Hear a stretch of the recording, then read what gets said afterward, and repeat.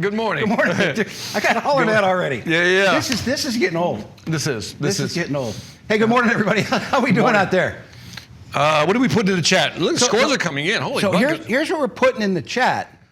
Post your mentor score. I'm going to give, depending on participation and how many we get in here, I'm going to give anywhere from $300 Amazon gift cards out after this broadcast, probably tomorrow by the time I read through the whole chat, to $500 Amazon gift cards.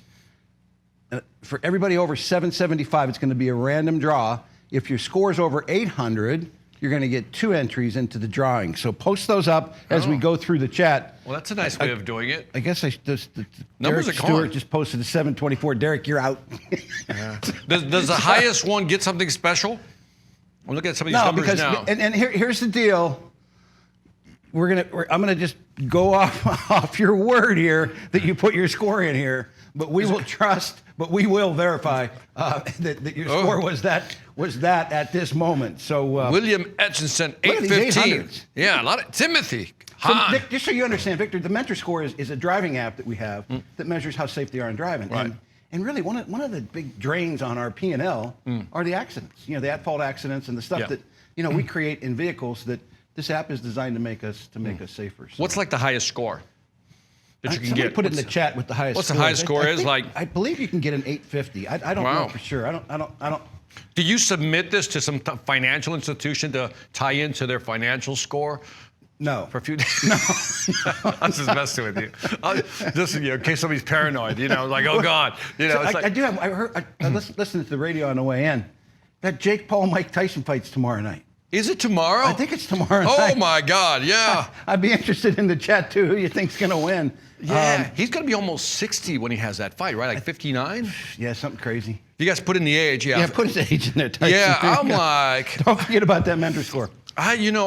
It'll be an interesting fight. I mean, obviously Mike Tyson's a better fighter, but everybody's got Tyson is 58. 58! Crazy. Yeah, crazy. I wouldn't fight him at 58. I think Jake Paul's gonna have a moment, where he's gonna, in his pants, because as soon as you step into the ring and then you look across the ring and there he is, right? I mean, if he just walked through this door, I'd be like, crapping my pants, like, oh, I can only imagine that Jake Paul's gonna go, okay, this was probably not a good idea. So, hey, man, what'd you think of the bumper music coming in? So we've had some complaints about the broadcast. We've actually had complaints. We've had complaints. We had people saying when we run the scoreboard, like, are we playing Lawrence Welk music? Yeah. So they said they wanted to amp it up. You up. did have cicada music at one time. No, don't cicada music. But amping that up was a request specifically of Miss Stormy behind the glass. Stormy just loves rock. I mean, it's just like she's a total metalhead. And you'll see a little bit more how we kind of how the team spiced up the scoreboard video. Yeah. What else is going on? Not much. I mean, what do you see out there? I see Garrett Werfel. He always reminds me of a wiffle ball. You say that all the time. I don't know why. The Werfel, every time Werfel, it's like Werfel Wiffle, and it just takes me back to my childhood. I thank you very much for that, Garrett. He's a yinzer. Yeah, Jay says Sagar looking too serious. I don't know what's going on with him, man. Look at Jason. Dude, go get a drink or something. I was up with him last week. He's up in the D. I was up with him in Detroit last week. We had a lot of fun. Oh, cool. Les Fogelman, what's up? Brian Zeck looking awesome. Yeah. John Sheehy, nice. So where were you, by the way? I was in Detroit last week. Okay. We had a really cool event. Glenn Genther, the region manager up there, they celebrated his 40th anniversary. Holy buckets. All the branch managers were there. And that's a lot. Pat C. and Pat Murray were both there. Okay. And myself and Lisa from the division. Wow. Or from the company down there supporting it. That's amazing. Yeah, it was pretty cool. I've known him for years, and it was just good to see him and congratulate him. And then obviously we went into the Brighton branch, one of the branches, the next day to kind of kick it around with the salespeople. Okay. So what'd you find at the Brighton branch? Anything interesting? Residential, so we talked about that a little bit yesterday, but just some hustling folks and some people getting after it. Relatively new branch manager, just really excited about driving sales. So very cool. That was always cool. Let me see. Who else is that a name for Will Prince? Am I reading that right, Will? Really, man? Will Prince? Eric Jones. Can we just call him the Fresh Prince? You don't want to call you the Fresh Prince. You probably heard that like a million times. Eric Jones took down all his Sixers stuff. I wonder if that's because Embiid's sitting out every other game or something kind of crap like that. Jose Reyes got some company with him. Good for you. Trey Locke, Justin Kirtland. Penny Salazar is just off screen. Look at her. She's kind of like in the bottom corner of her screen. I can't read that. Is that Christy Garcia? She's just like all quiet, just like. Just Sarah Parrish. Yeah. We got Good a bunch of folks in their branches, Thank which you is for coming. awesome. I see Will Etchison. He's got a crowd with him. Cool. This is cool. Outstanding. Reba Johnson's in the dark a little bit, but that's okay. There's a lot of folks that are camera shy, Victor. Yeah, that's okay. That's Quite a okay. few. We get Quite it. a We few. get it. We understand. By the way, how have you been, Ed? I've been great. I've been Okay. great. What's new with you? Anything new? Anything interesting with the family? Yeah, we just career. just excited. We had all four. We had a 7-year-old's birthday party. Okay. Last Saturday, and the whole family was there. Yeah. And it was like a hurricane hit the house. Oh I my shouldn't say God. that. That's not proper with Yeah. what's going on in the world. Yeah. But it certainly looked like that when they left. And So what do they call you? They call you what? Is it? don't- What do they got to have a name, like Papa Ed. What do they call you? Come on, tell us. Papa Bear. Papa Bear. Which is- So sweet. Which isn't fair. So sweet. Why did I share that? I'm just so open with these folks. What have you been doing? You were at the Outbound conference, I right? was at the Outbound conference With Jeb Blunt, right? With Jeb Blunt, Mark Hunter, Amy Franco, and Bryn Tillman, I think was the other person that was You speaking. did a couple of keynotes for them, right? I did 3 actually. So I did the first one was the Big Deal Mindset. Second day was I did the Buyer and Decision, and the third day I did the AI one. Yeah. And that's the one that kind of just left everybody a little shaken. Yeah, we're going to share more of that with them. Not this broadcast, Right. but as we move down the road. Right. A lot of the folks on this call, the commercial folks, are real fans of fanatical prospecting. It's a great book. Yeah, and we it's a talk great about book. that. Not to promote somebody else's book. By the way, but- he killed it on stage with fanatical prospecting. He went through it. He actually did some live role playing from the stage, and it was actually very good. Awesome. Because I think people wanted that. There's one thing to be talked at, but to bring people on stage, and he has this whole routine where he goes back and forth, does a lot of role playing. And what would you say, given this objection? It was great. Certainly what these folks do every day, Yeah. trying to chase customers, chase new business. A welcome investment, I would think. Yeah. Probably under $20, I would guess, huh? Yeah, for them, I forgot what the investment was, but I think what was interesting is that when you see how other people do role play, when they're doing role play, it's almost like you get ideas for different talk tracks. Oh, that's how that person would say this. That's how they would respond. I think that's the real aha benefit of seeing the live role play from the stage. Got you. It was good. Well, something must be going on in Orkin, because this team, Victor, in Yep. October, had without a doubt the best overall collective sales performance since I came down to Atlanta 12 years ago. Really? We Okay, that's a big slayed number. every segment of our business. And I mean, Really? slayed it. It just, Oh. we talked about the residential sales yesterday, 17% increase. We Right. talked about the termite sales, around a 23% increase.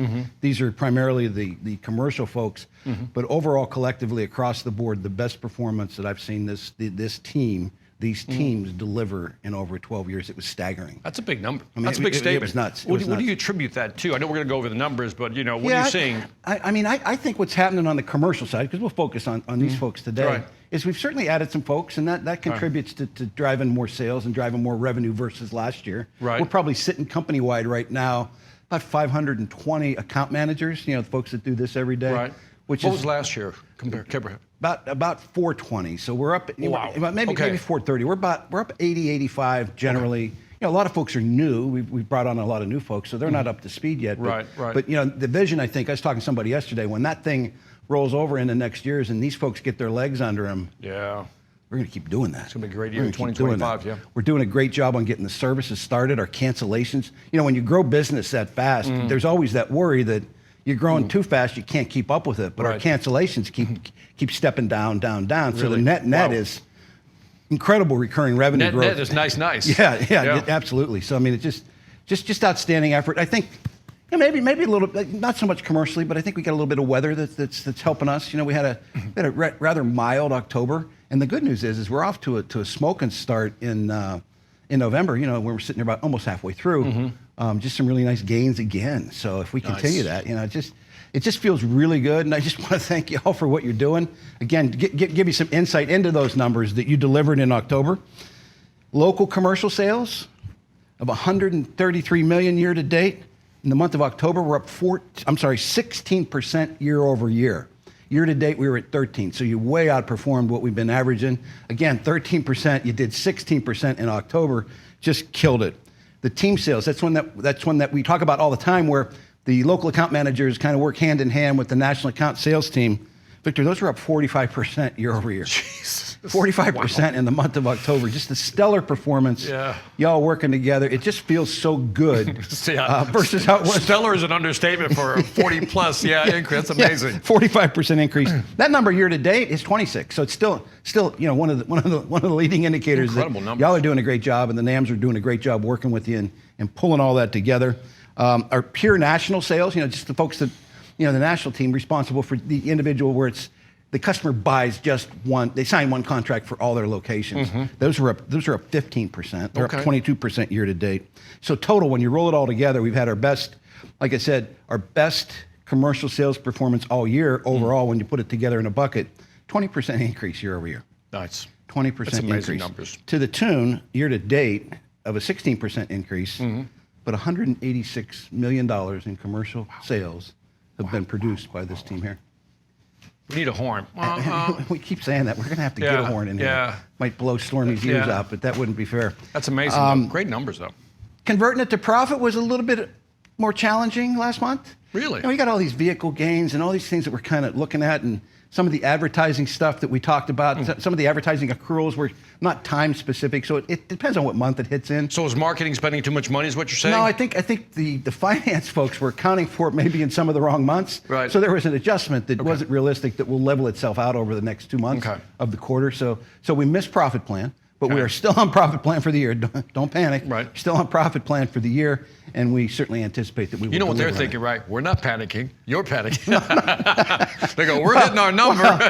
You guys fix the rest. Y'all have a boss, and if you don't hit your profit plan, it don't matter how much you sell, your boss is still looking for more. Even Neville Gibson gets me. He's like, yes, I think he's right. Victor gets is that. right. He Yeah, gets he's like, that. yeah, Victor is right. So, Victor, in addition to those phenomenal company-wide performances, think about October. We had 25 of our account managers get paid on over $75,000. So we spiced up the video a bit because they all were not happy with it. Yeah. So check this out if you want to laugh. Go. Enjoy the video.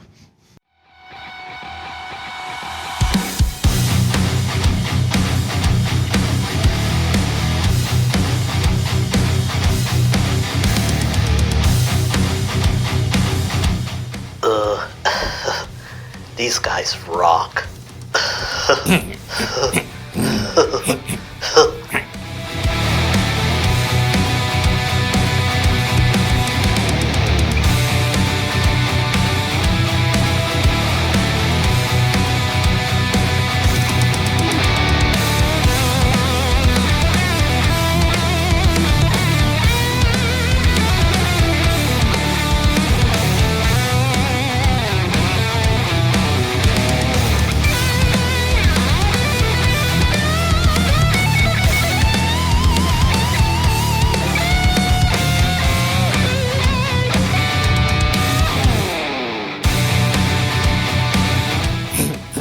This guy's the best.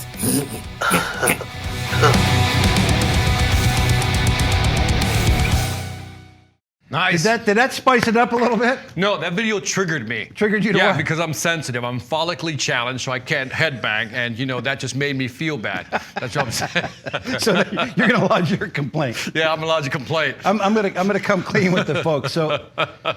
So we were pretty strict with my kids growing up, particularly my son, because he's a loose cannon and still is to this day. So we limited. I'm glad he's watching this video. I hope he's watching. We limited his TV. And we didn't let him watch Teenage Mutant Ninja Turtle shows. Yeah, Teenage Mutant Ninja Turtles. We did yeah. not let him watch Beavis and Butthead. Really? But I was a closet Beavis and Butthead watcher. Oh, so you would so just- shame on me. that's Share sad. my soul with you. I would watch that and just laugh my blank off. But I wonder if we have some Gen Z folk who goes, or millennials that go, don't even know who he is. I don't know what this is. What am I looking at? Somebody said yesterday that there was a spoof on it in one of the Saturday Night Live shows recently with a couple actors being in the crowd showing up as these guys. But if you're a Beavis and Butthead fan, I love that. Put something in the chat. Jason Sager says, great work, Candler. Jacob Jensen says, at first I thought it was WT something else, but it says WTG, way to go. I read it differently. Terry. Michael Cross, Zach and Garrett, way to go. Outstanding job, everyone. I agree with that. Chris Pierce, he sells what he wants. Chris Pierce. I'll sell what I want. We talk about him because I sell what I want. We talk about him all the time. He's the GOAT. He's the greatest commercial salesman Orkin has ever seen. I think. Is he really? Oh, there's no doubt. There's no doubt. No doubt. How many years? Just like Roger How many Kennedy years? was in residential. Okay. Pierce is the absolute best. I think he's on a string of 34, 33 consecutive President's Clubs. Okay. All right. I mean, no, he's flat out the GOAT. How about No total? How about total revenue wise? Oh, he's got it. He's got it. He's what he's I mean, gonna be. when you're at the top. We need verification of numbers, Ed. We probably don't even have records that go back as long as he's been throwing up monster months. Congratulations, Think about though. that. Well done, well done. A bunch of other folks. There's our man Boss Money, right? That you did the podcast with coming in second. Angie says, Nick, Vivian, Devin, Andrew, and Jordan, great work. Neck strong. SNL skit was hilarious. Yes, it was. Les. So a couple other names on here. With Jordan coming in second, right? He's still kind of hanging on Yep. to the lead through 10 months for President's Is he? Club. Okay. You know, Civitone's chasing him. It's getting closer, but they're battling. They're battling pretty Where's aggressive. Civitone? He missed it this month. Civitone. Don't. Civitone.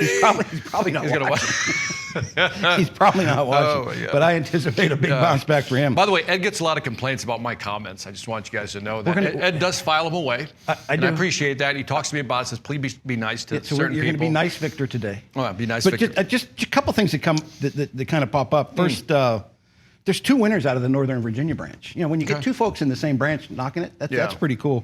And you got Andrew and Devin out of Northern Virginia. Okay. And then we have two out of Dallas. We have Cedric and we've got Cedric. They call him the GOAT down there in South Central, McDearman. Okay. And we've got Lyle Scott. They call him the Pelican. Both of those guys, you know, hit that. Why 70. do they call Lyle Scott the Pelican? I don't know. Because he Maybe- gobbles up everything? He swoops in and gobbles everything, or what? Maybe somebody can put that Yeah. in. He's like Explain 6'7". that. He's just a giant man. And Let me see. Who else you see? Nicholas Petropoulos. Yeah, he's been there a couple times before. He's Yep. the guy that chases if you've got solar fields in your turf, the solar fields that are out, Yeah. that really generate the Solar energy. panels? He's put a great rodent program together for those and just interesting. killing it. I'm sure there's some of that. I mean, every month he seems to have some of that business. Oh, that's really interesting. Greenfield right there. Vivian Brown, you know, there's an old schooler. Vivian's been around a long time too, and just still continues to Washington, clock it D.C. in D.C. Dallas. You got a good spread here, but from everywhere. Virginia, Yeah. I mean, yeah. Great numbers. Great numbers. Some new names, some first timers, as far as I understand, as far as I see it. Devin Whitley, you know, that I just mentioned him in Northern Virginia. Okay. Michael Singer out of Milwaukee. I think that may be his first time there. Jeffrey Stevens out of Fort Worth is there. Just on and on and on. And then, you know, the old standbys that are out there all the time, the Billies and the Michael Candlers and Zach Fulicki makes another trip to the board. My man, Brian Clark out of Youngstown, of course. Okay. And, Of course. Of course. By we the got way, shout him out. ROL iPhone says at Ed D, what's the most a rep sold in 1 year? What's the most a rep? It would have been what Civitone put up last year. Okay. You just go back to the President's Club reports on Rollins 1 and look at that. All those all-time records Right. are because of the growth that you've all had. You know, Right. the bar just keeps going up. Got it. I don't remember exactly what numbers Jason's are. number one last year, but it was big. It was strong. A different ROL iPhone says Lyle from New Orleans. Oh, that's Lyle from New Oh, the Orleans. state bird. It's the State state bird. Is bird. that why he's a Ah. pelican? Isn't that the basketball team's name too? I don't know, Ed. I don't watch But sports. he lives in Dallas. Yeah. Does he? I like pelicans, though. What the heck does that mean? I like pelicans. Anybody else?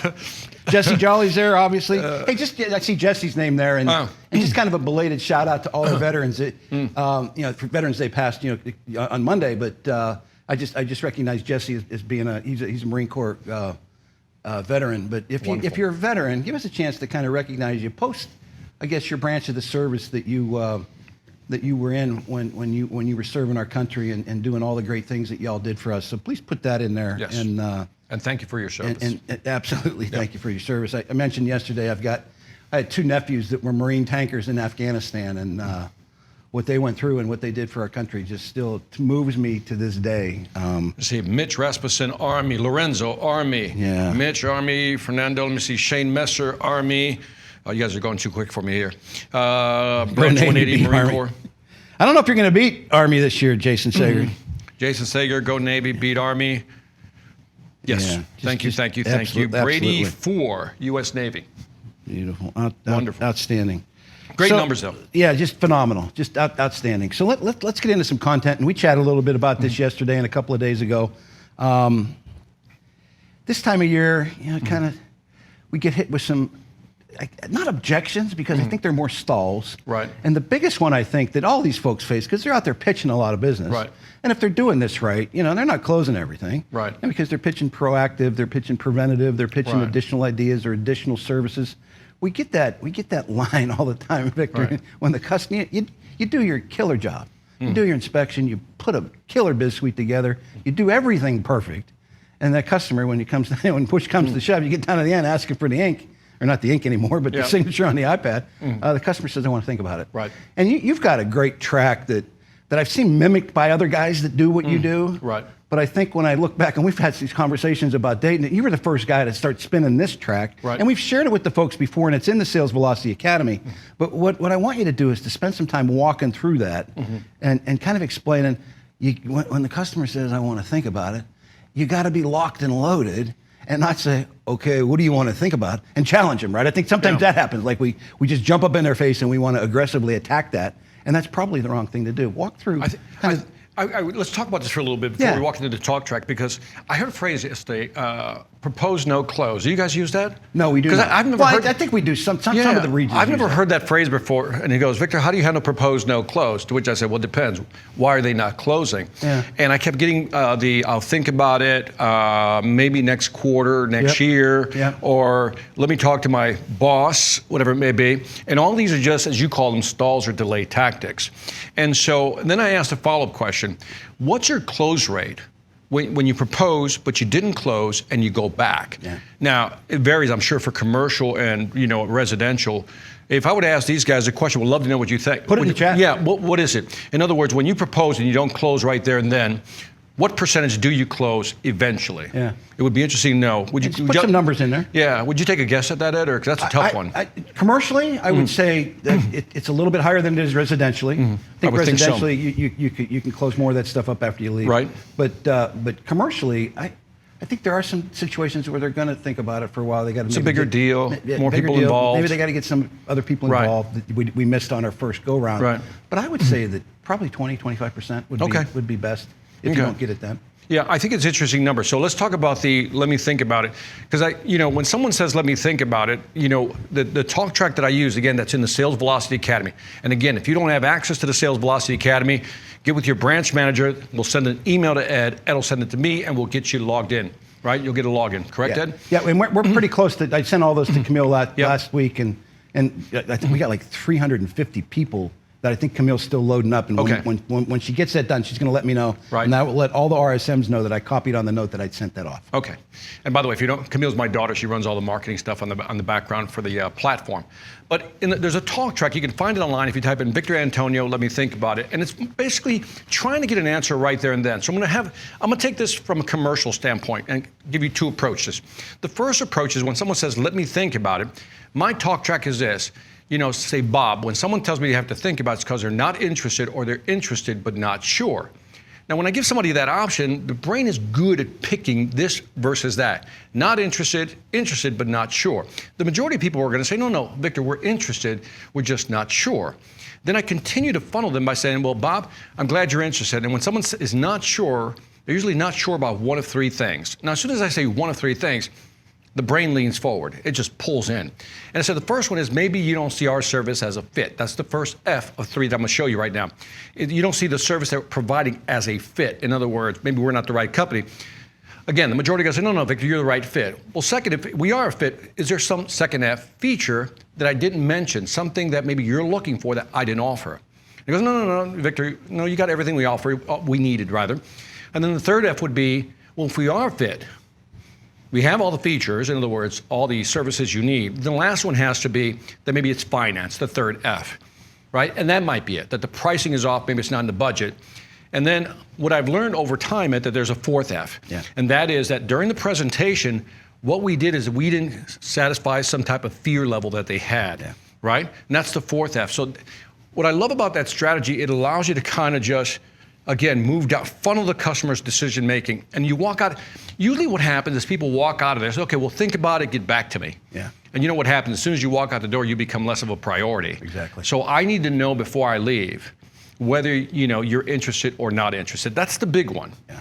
But I also know that people in a commercial scenario probably have to talk to more than one person if we don't have all the decision makers in the room. And so one of the things I want to talk about, besides let me think about it, the funneling piece, is that when someone says, no, Victor, I'm interested, I really need to talk to my board or whatever it may be, my committee, I often ask, what are the top 3 things you like about our service that you're going to share with your board or whoever that other person is? Yeah. And if they can respond, I like this, I like this, I like this, then I know I've trained the champion to go sell for me when I'm not there. Yeah. I think a couple thoughts from my seat. When you ask, are you interested or not interested?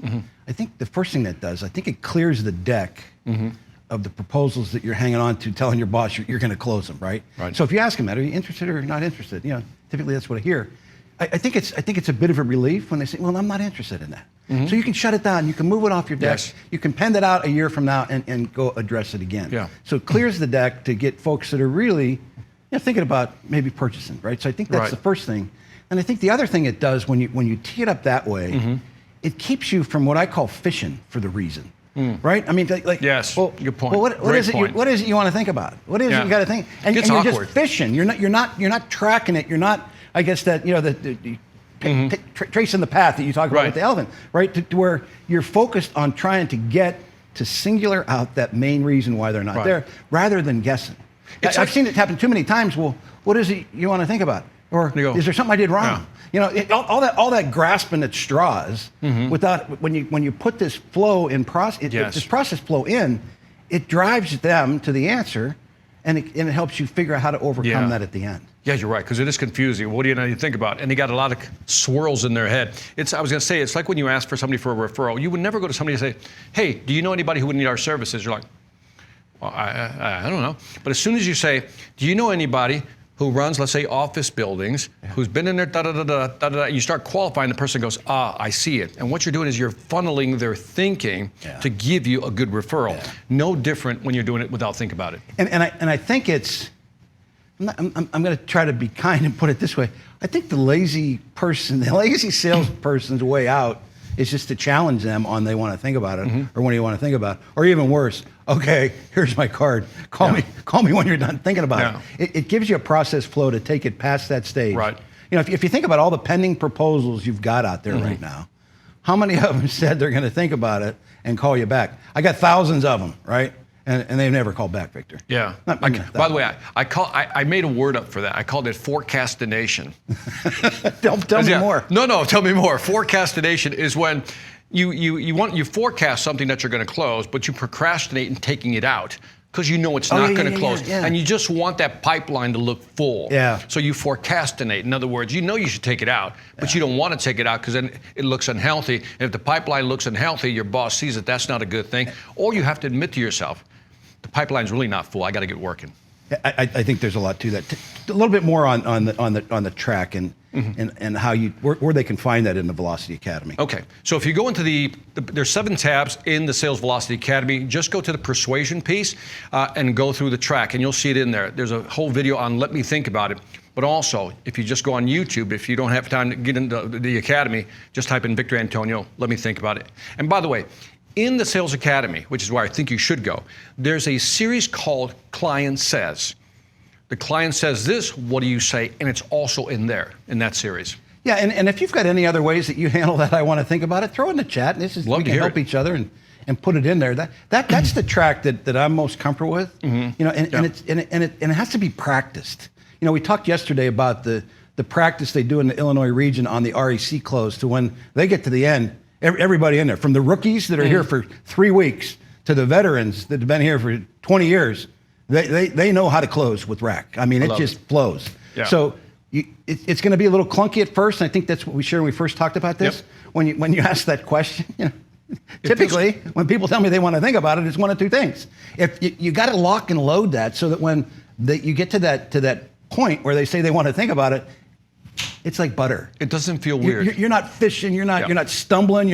You just know how to answer that because you've heard it before, and you know how to then take them down that track so that you can close that business agree. or throw that thing out of your pipeline. I think when people don't have a quick response, Yeah. you hear that, okay. And as soon as you hear that, okay, that's it. You've lost control of that conversation, and now it gets weird, and you're trying to get back on track. If you have it down, as you say, like a natural chalk track. Yeah. When someone tells me I have to think about you, that goes, they're not interested or interested but not sure. Again, it flows naturally, and again, adjust it to your style. And it's one of those things I talk about all the time where it's like our triple guarantee. I mean, we got 520 some account managers, and it would be my wish and my hope that I could wake you out of a dead sleep after you had a busy night at the bar, half in the bag, wake you up at 2 o'clock, 3 o'clock in the morning, and ask you to spin the guarantee, the triple guarantee. I think it's one of the most valuable tools you have as a working commercial salesman. If you can't do that, you're cheating yourself out of money, and quite frankly, you're an amateur at what you're doing. So again, get these tracks down, get these talk tracks down. There's so much more to be done when you spin the stuff the right way. Quit guessing, quit winging it. This needs to be practiced. If I asked you to spin the triple guarantee right now, could you do it? Could you do it? If you can't, get to work on it. We'll post some videos up from my YouTube channel about that, and we'll share these videos as well. Excellent. One more before we go. All right, what is it? You see, they got Christmas, I guess, holiday decorations, or how you're supposed to say it. They got the little trees up here in the training center, right? I walked in and said to Stella, I said, you guys are already, I feel like I'm right over Thanksgiving. I feel like I'm in Walmart or Target. All the decorations are up already. When that happens, I'm also triggered by that also. I need to see a turkey before I need a Christmas tree. I think that's right. I'm old school. Right? Yeah. But that always, whenever I see that decorations coming out, the first thing I think about, my mind's just warped, is the objection, Victor. Call me after the holidays. Call me after the holidays. Call me after the holidays. Put it off till the holidays. Let's talk about that a little bit. Again, another You could almost use the same, again, let me think about it. Yeah. And again, you can, one or two approaches. I think we've talked about this on the side. The one is, when someone says, call me after the holidays, it's usually because they're not interested or interested but not sure at this point. You know, that whole thing. You can use the same talk track. But there's got to be something we can offer them, like before the end of the year. And, you know, that's kind of what I think about. When someone says, let me put it off to next year, I said, well, look, here's what could happen if we, sign this agreement now. So maybe there's a carrot. Do you guys throw a bone at folks at the end of the year? I think you can. I think the other thing you have to do is you have to anticipate this time of year that potentially could be it. Yeah. You know, I was talking to a couple of the NAMs yesterday talking about, can we get the business done before the end of the year? Is the customer going to do it? Are they going to be too busy? It's a fairly big restaurant chain. As you know, they get busy. Around the holidays. And so we're wondering if the customer is ready for that. So we're trying to proactively have that discussion with the customer saying, hey, we got this. We'll get in there. We won't interrupt you. We'll be able to do this business now because we want to start that revenue now. I mean, we don't want to wait. We used to have blunt conversations. When I sold, we used to tell our customers, look, I want to get this order in by the end of the year for two reasons. The first one, I confess. One, it's going to help my numbers go up. Because they know what you're trying to do. Absolutely. But number two is I also know at the beginning of the year, there's going to be a rush. Let's get you scheduled already. And that seemed to work. I think the honest piece at the beginning, I want to get my revenues up. Our company really wants to get the revenues up. But second, the part that is important to you is that we can get you in the schedule first because everybody starts buying after that. Because you can use that line, right, Ed? 100%. I don't mean to 100%. interrupt you, but that line that, well, you know what? This is what every customer is telling me. They want to do it after the holidays. And that's exactly why. You need to act now. And I think the other thing, too, particularly in what we do, is the consequence of delay. Yep. You can wait. Obviously, you can wait until January to get this thing started. But, everybody's got an iPhone these days. And what if you end up on social media with a mouse, that mouse that they haven't caught yet, running through your building and somebody captured? What's the kind of consequence By of that? the way, I like delay? this one. ROL. Whoever ROLs, put your name in there, man. Replace that. When customers stall for holidays, go to the pain points you found during the inspection and let them know it will get worse, not better over time. Absolutely. In other words, what are you waiting rats don't celebrate Christmas type of thing. Exactly. And I guess that'd be a great line, right? I think sometimes using humor, it makes sense, right? Rats don't celebrate Christmas. Yeah. I think the other thing you got to do nowadays, is this time of year, is I always try to put an expiration date on my proposals. Okay. These prices that I'm showing you today, these options are only available. We anticipate a price increase January 1. Yeah. So you kind of preempt it, maybe? Yeah. Or in your terminology, block the objection that's coming when they say, I want to do this after the holidays. Right. Or you can't see me till after the holidays. Block that by telling them, we got to get ahead of this. Yeah. We don't want to wait. It's that simple. I said, by the way, I will put this proposal across the table. I said, these are prices up until Yeah. the beginning of the year. After that, I can't guarantee the prices or some version of that. But then I think it's important to kind of confess that you're trying to close more deals. Agreed. Because they get it. Amen. They're business people, and Amen. then say, but here's why I'm doing it for you. Yeah. And I think a lot of our really good salespeople, they create that urgency by telling that customer, hey, this, and other companies, our proposals don't have it in it, but price is good until, price is only good for 30, 60 days, right? Right. And I think a lot of our really good superstars, they do that when they start pricing up. Yep. To create that urgency that, we got to get it now. Right. Because we don't know what's going to happen. We've had 2 price increases this year on the residential side because of the shipping costs, and I think some of our the commercial rate cards have been adjusted too, because the cost of getting our supplies here has gone up dramatically. Interesting. It's very expensive, the shipping. So you tee that up, and I always like to put an X date on proposals I put out. Every one that I've put out ever has had some sort of X date on it when it expires. Good until boom. Yeah, I think that's interesting. What you just said was really interesting because it's, again, everybody knows inflation is real, right? And if you start saying, look, the reason I want you to get in is because materials have gone up in the last 6 months by 5 to 10%. I said these prices will now be probably reflected at the beginning of the year. This is exactly why. You don't want to blow your budget out of the water, whatever it may be. But And find again, a way to weave that in. I think it's honest. Yeah, and again, I think it's that anticipation that you got you got to anticipate. It's not going to come up all the time. But if it comes up one time and you're locked and loaded and can spin your response to it, I think you're going to be way better off. Anything Excellent. else? Nope, that's it. No, I think that was a good segment. I'm pretty happy on that. I think pretty time appropriate. Let's do some housekeeping. This is really important. I want you to really pay attention. You have 46 days, I guess, left to dial in your commissions for 2025, your recurring revenue commissions. And I went and did the math last night, and there are 86 account managers right now today on paid on business through October that are between $280,000 and $465,000.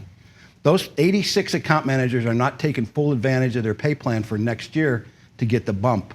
So what you need to do is focus on those levels. The first level, when you move to 16%, is $320,000. Move to 17% at $360,000, 18% at $400,000, 19% at $440,000, and you move to that 20% fully loaded recurring revenue commission of 20% when you cross that annualized $465,000 and start a business.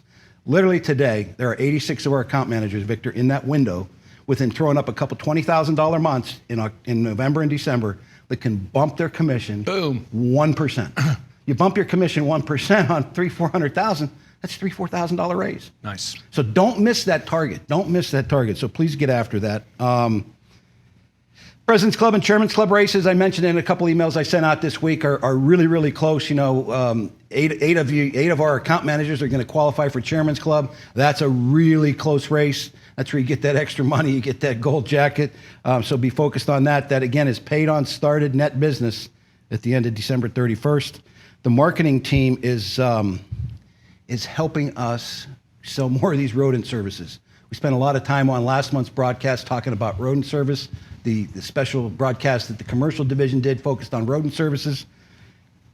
Yesterday, all of our commercial customers got a rodent email to talk about exclusion services and adding services on. There'll be another one going out on November 19th. There'll be another one going out November 20th to prospects, your prospects you've got in the sales module, and also current customers. So there's kind of seeding the deck. They're hitting these folks with the emails. It drives awareness, and when you're out visiting these customers and prospects, be tuned into they're getting offers of discounts, and the marketing team does a great job of keeping things front and center on the customers, potential customers' mind, and our current customers' mind. I like the marketing team. I give them hell, but I like the marketing team. They do a nice job. They do a nice job, yeah. I was talking with Miriam the other day, and she's persistent. God love her. Yeah. I don't know if Miriam's on the broadcast, but she's wearing me out for a campaign for January. I can't even get this year closed, and she's grinding on me like, I need to know this. I need to know this. And Good for her. She even told Cam that if Cam saw me to call her, so that we got that lined out. We'll announce that campaign later. Tonight, when I push the recording of this show, I'm going to include a YouTube link to the Albert Leishleiter and Jordan Bosmany broadcast again, so to make it a little easier for you to get to it. You can get through it and stream through the company, but I'll include that. spend some time this weekend checking those out. I mean, we've got a lot of views on Jordan's already because his came out first. Albert's just got released. Albert's it's a monster interview. Yeah. I would recommend Albert's. Yeah, So I'll he was tease you. my favorite. Can I just say it? I don't care who gets mad. Albert's interview was my favorite. You really need to listen to that one. There you go. Yeah. I think that's all I got. Again, just all I got. phenomenal performance. Thank you all for what you're doing. It's just incredible the results that y'all Big are delivering. numbers. Keep it up and let's finish this year strong. See ya.